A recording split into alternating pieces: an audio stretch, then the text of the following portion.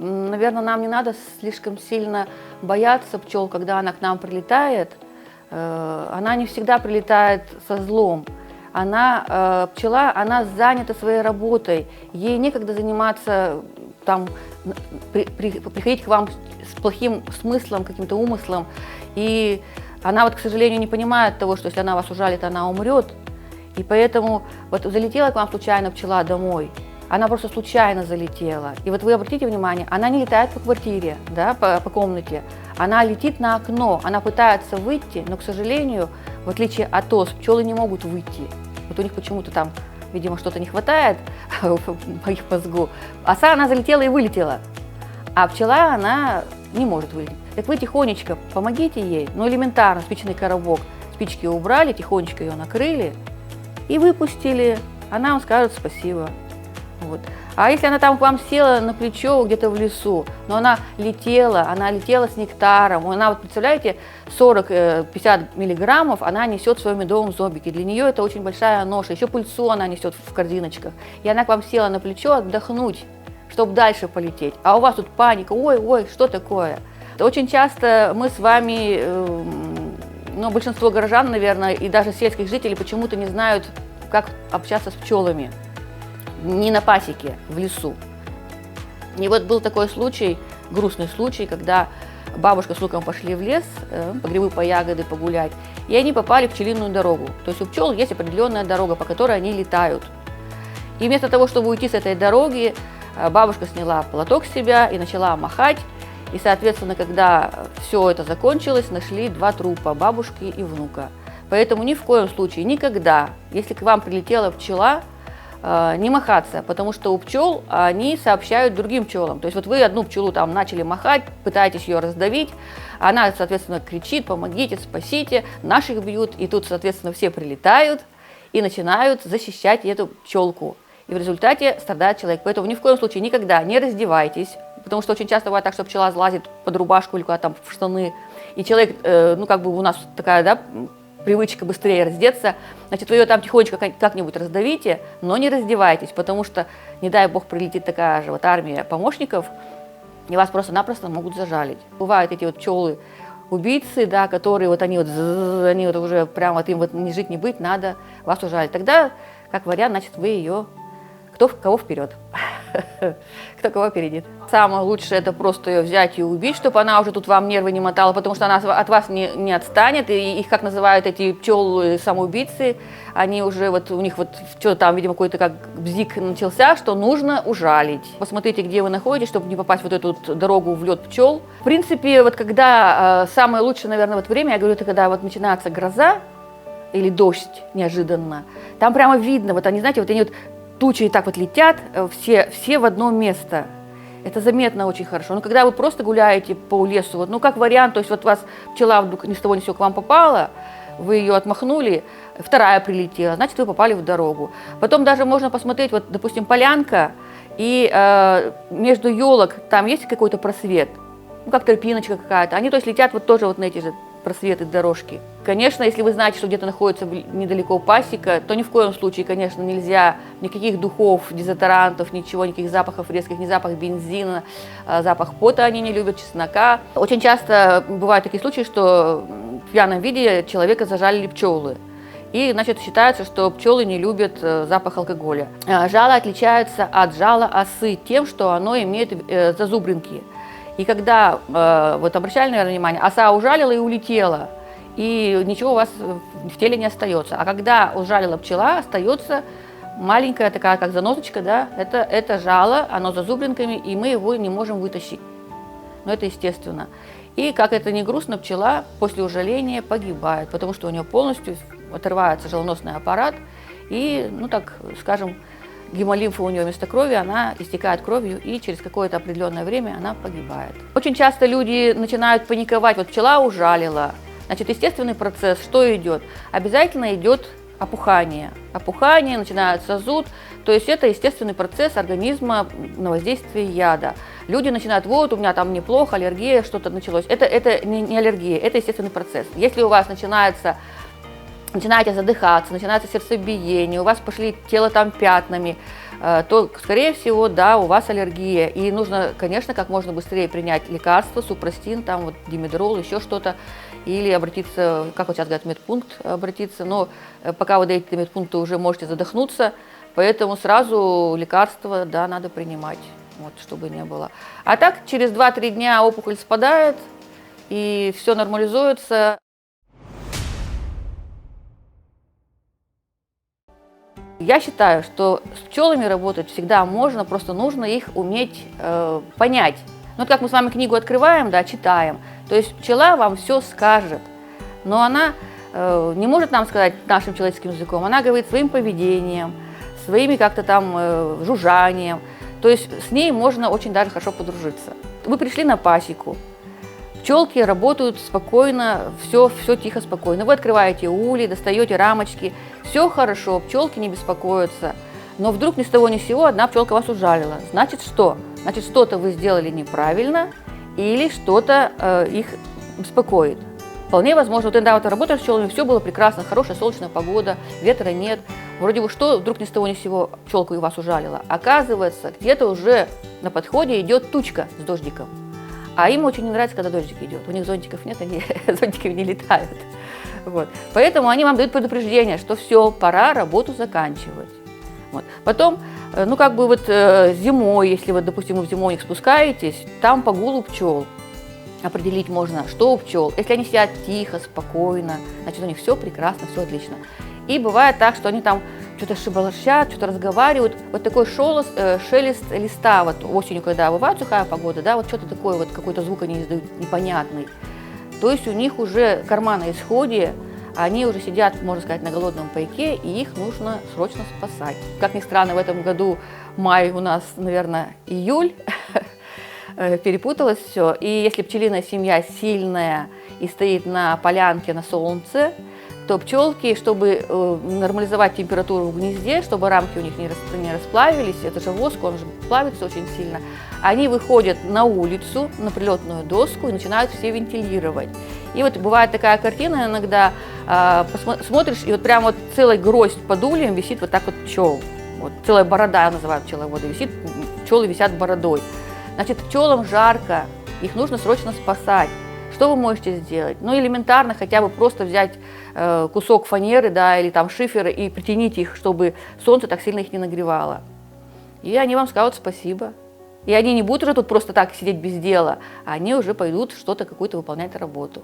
Начинает пчеловод работать с пчелами, не знает элементарных азов, даже элементарно, вот, допустим, сегодня у него выходной день, да, он приехал на пасеку, потому что у него выходной день, ему нужно сделать какую-то работу. Но сегодня пасмурная погода, не очень хорошая, там, что-то моросит немножко, но он приехал, ему надо. А пчелы ему говорят, что нет, сегодня мы с тобой не хотим работать. А он все равно одевает эти вот, сейчас принято одевать перчатки, краги, скафандр целый одевают, сапоги резиновые, и он пошел работать.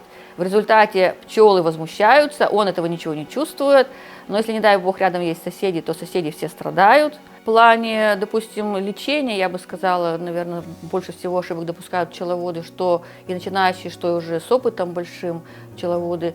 Пчеловоды в большинстве случаев многие считают, что у них пчелы не болеют, что у них они какие-то особенные.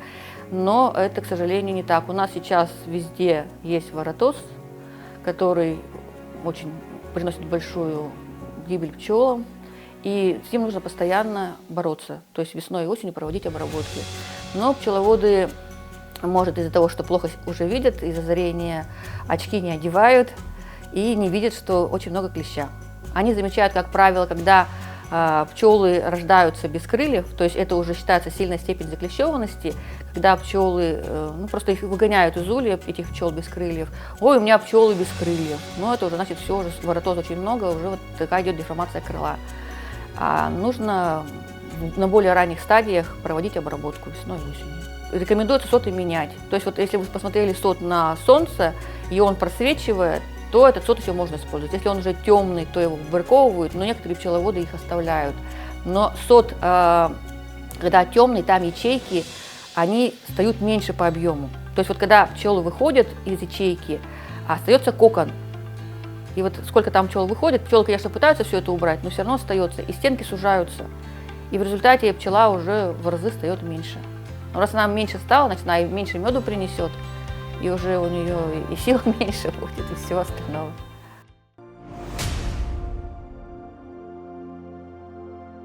Отличить качественный мед, конечно, так просто визуально очень сложно и практически невозможно, потому что продукт очень такой неоднородный, очень много показателей, по которым определяется качество меда. Единственное, что вы можете, если вы покупаете на ярмарке или на рынке мед, посмотреть цвет.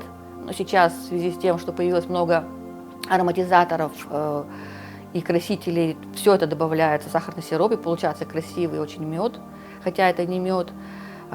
Потом, что вы можете попробовать его, но попробовать тоже не всегда можно определить, и не каждый может определить.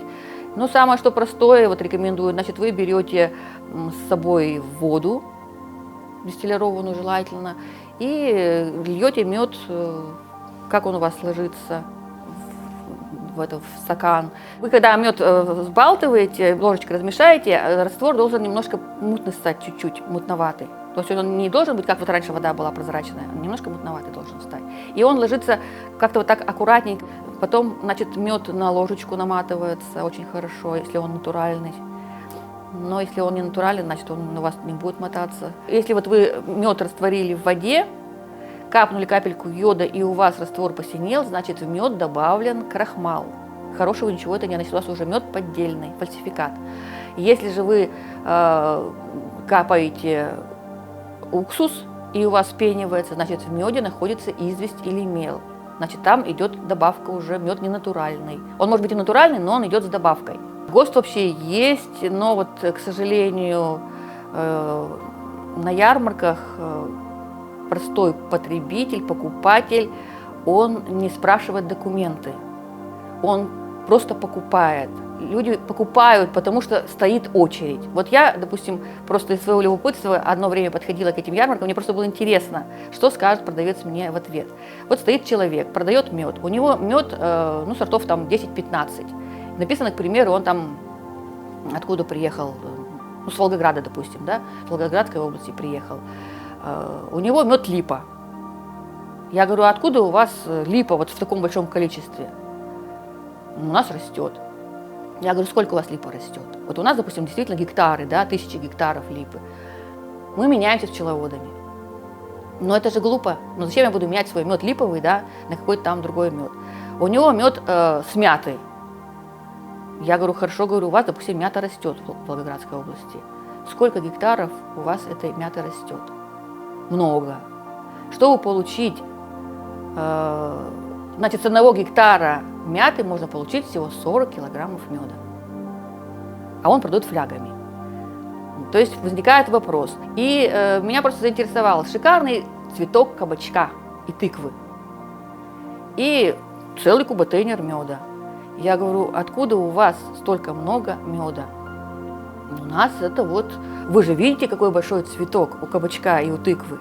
Значит, собирают много меда с этого растения. Я говорю, вообще говорю, по нормативам, с 1 гектара кабачка и тыквы собирают всего 6 килограммов меда. Мне очень понравился мед, когда продавали мед с подснежника продавали мед. Мы смеялись с подружкой очень долго, потому что представили, как бедные пчелки в валенках, в варежках, в шубах полетели собирать мед с подснежника. Потому что подснежник цветет, когда еще температура минусовая, а пчелы начинают летать при плюс 15 градусов. И когда на одной из ярмарок мы попросили сертификат, потому что у каждого должен быть сертификат качества меда, они дают, но у них это не мед, а композиция медовая. Очень часто люди говорят, вот я купил мед, но он поддельный. Я говорю, почему поддельный? Так он говорит, прямо как сахар кристалликами. Мед бывает крупнозернистый, бывает мелкозернистый, салообразный. То есть это естественная кристаллизация меда, а не значит, что там сахар намешан в этом меде. Очень часто бывает так, что вы купили мед у пчеловода, надежного пчеловода. Но, как я считаю, пчеловодам заниматься вот этой подделкой у них просто-напросто времени нет. И вдруг ни с того ни с сего, вот особенно в зимнее время, у вас на стенках банки стеклянной появляется как иней изморозь. Вот на окнах же рисует Дедушка Мороз, да, такие же. Так точно такой же получается на банке с медом. И сверху на крышечке тоже белый такой налет появляется. И у вас, значит, паника. Что случилось, почему тут что-то вышло? Это, значит, мед ваш богат очень сильно глюкозой. И вот эта глюкоза, она от времени как бы, вот, нахождения в банке, она выходит наружу. Ничего страшного в этом нет. Мед у вас хороший, натуральный. Значит, бывает другое, бывает выходит жидкий срой, такой как фракция жидкая. Конечно, если вы мед купили непонятно где, там фракции могут быть несколько, то есть мед расслаивается, но опять-таки это мед может быть поддельный, мед может быть недозрелый, то есть его рано выкачали, поторопились. И бывает, что когда вот он уже сел и сверху фруктоза выходит, это фруктоза, то есть вот жидкий слой, это фруктоза выходит. Тоже мед натуральный, но мед с фруктозой, его нужно употреблять как можно быстрее в пищу, потому что он начинает бродить. Его нельзя долго хранить. Есть определенные правила. Ну вот если знаете, наверное, слышали, что раньше все время мед хранили в деревянных кадушках, бочках, да, то есть это, ну, раньше просто больше ничего и не было. Потом перешли на стеклянные банки, то есть, в принципе, это тоже хорошая тара, но почему-то многие считают, что раз стеклянные банки, то ничего страшного нет. Вот я знаю много случаев, когда стеклянную банку поставили на кухню, на окошко, на солнце, а крышку еще сверху не закрыли, потому что постоянно мед этот употребляют в пищу. Тут на кухне варят, жарят, и вода льется, и потом, значит, звонят и говорят: твой мед забродил. Я говорю: как? Говорю: так, мой мед забродил, ну не может такого быть, чтобы мой мед забродил. Выясняется, значит, на солнце мед стоит, банка стеклянная, да, нагревается, крышки нет, мед очень впитывает все запахи и гигроскопичен, то есть он влагу впитывает, все запахи. И в результате мед начинает бродить. Поэтому, значит, закрываем крышкой плотно. Желательно крышку, если берете вот эту вот пластмассовую полиэтиленовую, чтобы она была новая, потому что если вы возьмете, закрывали огурцы, допустим, да, даже если сильно хорошо моете, все равно запах от огурцов остается. Мед впитает этот запах. Если храните в холодильнике, тоже мед закрываем крышкой, потому что бывает так, что вы купили рыбу копченую, а крышку забыли закрыть, и мед у вас будет потом с рыбой копченой. Вот такое бывает. Но сейчас появились вот эти пластиковые ведерки пищевые, довольно-таки хорошая, удобная тара. В принципе, в них можно тоже хранить. Но лучше всего храните дома при комнатной температуре. Ну, как вариант, можно, конечно, в холодильник поставить или вот где-то в темной комнате. Но чтобы температура не была такая уж слишком высокая. Некоторые хранят на балконе, но там на балконе опять перепады температуры идут. Мед при высокой температуре встает жидкий, при низких температурах он загустевает. Наверное, обращали, да, внимание? То есть вот достали густой мед. Мед хранить можно долго, если вы его храните правильно.